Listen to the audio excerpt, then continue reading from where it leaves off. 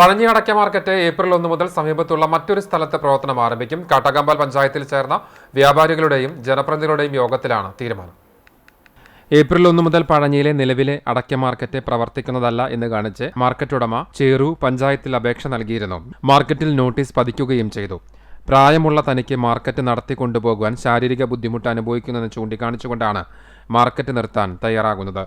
അപേക്ഷ ലഭിച്ച ഉടനെ മാർക്കറ്റിന്റെ പ്രവർത്തനം ഏറ്റെടുക്കാൻ പഞ്ചായത്ത് തയ്യാറാണെന്ന് പ്രസിഡന്റ് കെ ജയശങ്കർ അദ്ദേഹത്തെ അറിയിച്ചിരുന്നു. എന്നാൽ നിലവിലെ സാഹചര്യം ഒന്നിനും അനുവദിക്കുന്നില്ല എന്ന് കാണിച്ചുകൊണ്ടാണ് മാർക്കറ്റ് ഉടമ പ്രവർത്തനം അവസാനിപ്പിക്കാൻ തയ്യാറായത്.